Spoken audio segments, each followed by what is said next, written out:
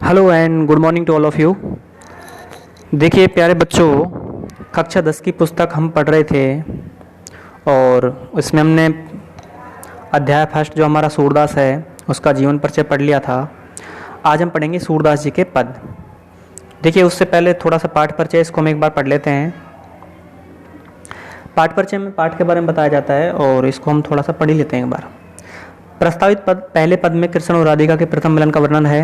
अपरिचय की दीवार कृष्ण के पहल से समाप्त होती है। राधिका बहुत चतुराई से कृष्ण की खूबियों एवं खामियों को व्याज प्रस्तुति में कह जाती है। अंततः कृष्ण राधिका को संग खेलने के लिए आमंत्रित करते हैं। शेष 3 पदों में उद्धव और गोपिकाओं के संवाद है। इसे भ्रमर गीत के रूप में जाना जाता है।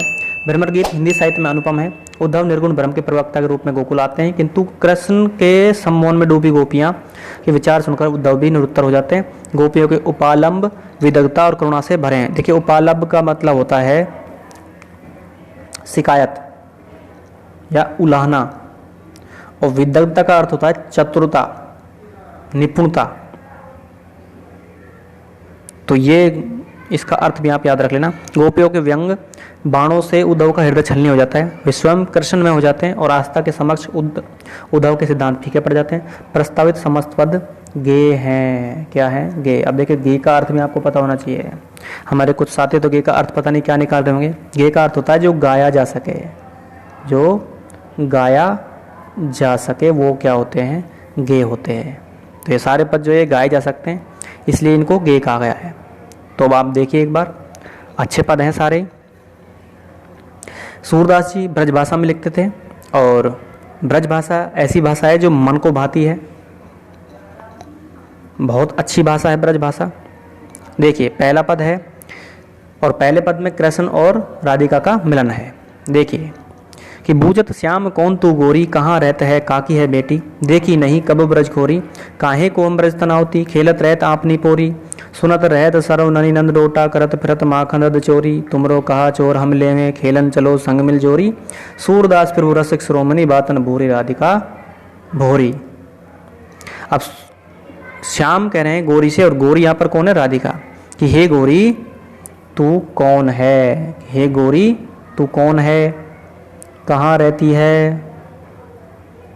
कहाँ रहती है? काकी बेटी है। काकी का अर्थ होता है किसकी बेटी है।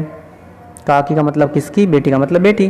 कि कहाँ रहती है, किसकी बेटी है। देखी नहीं कबहु ब्रज खोरी, और हमने कभी ब्रज की गलियों में आपको नहीं देखा। अब इतना जब राधिका ने सुना तो राधिका क्या कह रही है? काहे को हम ब्रज तनावती, कि हम ब्रज की तंग गलियों में क्यों आएंगी। खेलत रहत आपनी पोरी, हम तो अपनी ही पोरी में खेलती रहती हैं। हम तो अपनी पोरी का मतलब अंगना, कि हम तो अपने अपने अंगने में खेलते हैं। और क्या करिए आगे? सुनत रहत सरवननी नंद डोटा, करत फिरत माखंद चोरी। सरवननी का मतलब होता है अपने कानों से, डोटा का मतलब लड़का। कि हमने सुना है कि जो नंद का छोरा है, लड़का है, वो माखन वाखन दही वही चुराता है। दही वही चुराता है, वो चोर है। अब इतना जब श्याम ने सुना तो श्याम क्या कह रहे हैं? कि तुमरो कहा चोर हम लेने, कि तुम बताओ तुम्हारा क्या चुरा लिया हमने, क्या चोर लिया। इन सब बातों को छोड़ो और तुम हमारे साथ खेलने को चलो। अब श्याम ने जो है अपने मीठी बातों से राधिका को उलझा लिया और सब बातों को भुला दिया और उनके अपने साथ मना करके खेलने के लिए ले गए।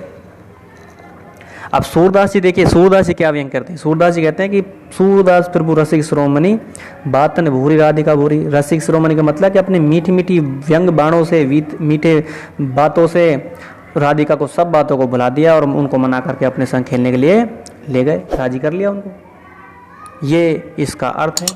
तो अगर आपको अच्छा लगे तो लाइक कमेंट शेयर जरूर करना और बताना आपको कैसा लगता है, कमेंट भी करना। देखिए पद नंबर 2। अगले पद में देखिए, जब पहले पद में श्याम और राधिका का मिलन होता है तो कुछ समय बाद ही जो है श्याम मथुरा के लिए चले जाते हैं और सारी गोपियां जो है उनका इंतजार कर रही होती है। गोपियां जो है उद्धव से क्या करें सुनिए। कि मधुकर श्याम हमारे चोर, मन हर लियो तनिक चितवन में, नैन चपल की कोर, पकड़े होत हृदय उरंतर, प्रेम प्रीति के जोर, गए छुड़ाए तोरी सब बंधन, दे गए हंसनी अकोर, चौंक परी जागत निसबीती, दूध पिलो एक भोर, सूरदास प्रभु सर्वस नूटो, नागर नवर किशोर। अब गोपियां कह रही हैं कि मधुकर श्याम हमारे क्या हैं? चोर हैं। कि हमारे चोर हैं। क्या चुरा लिया? मन हर लियो तनक चितवन में, मन को चुरा लिया। कैसे? तनक थोड़ी, चितवनी थोड़ी सी मिलने मात्र से हमारे मन चित्त को सबको चुरा लिया।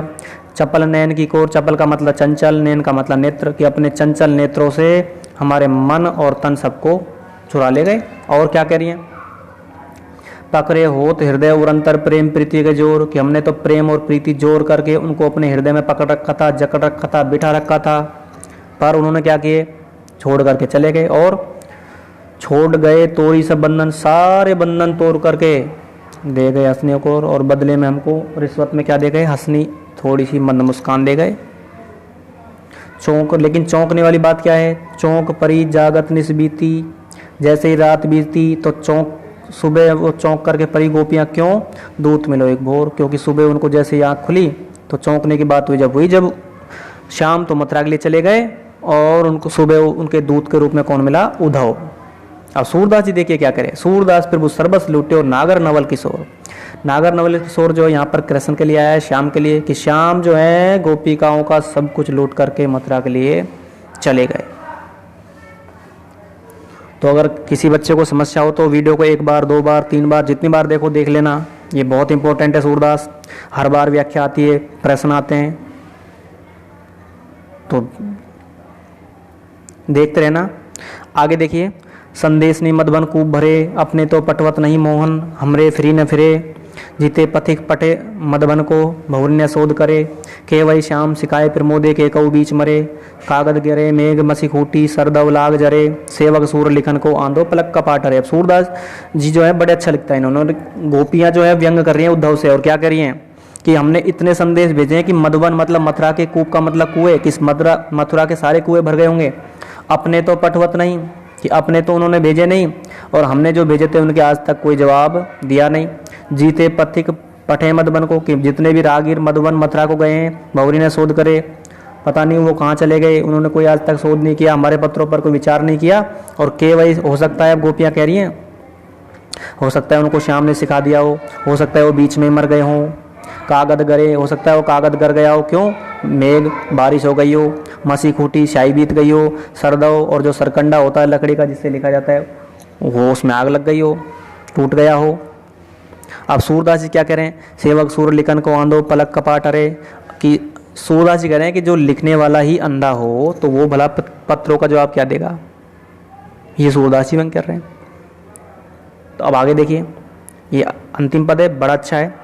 ऊदो मनमाने की बात, दाग छुआरा छोड़ अमृत फल विष कीरा विष खात, जो चकोर को देई कपूर कोई तंजी अंगार अगात, मधुप करत घर फोर कांट में बंदत कमल के पात, जो पतंग हित जान आपनो दीपक सो लपटात, सूरदास जाको मन जैसो सोही साही स्वाद। अब सूरदास गोपियाँ कह रही हैं कि हे उद्धव, ये तो मन के मानने की बात होती है, इस मन को जो अच्छा लगता है उसको वही भाता है।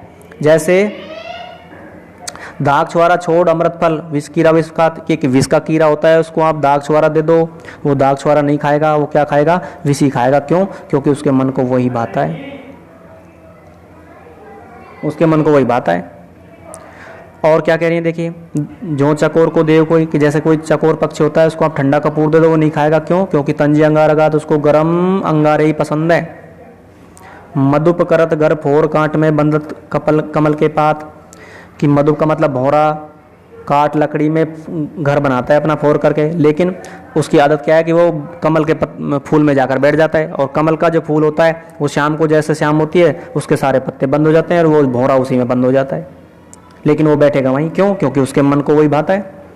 और जैसे एक पतंगा जो है अपना हित जानता है किसमें, दीपक के आसपास फिरता रहता है, दीपक के चक्कर लगाता है, लेकिन उसी में जल करके खत्म हो जाता है, उसके मन की बात है वो, तो उसमें अपना हित जानता है, उसी में मर जाता है।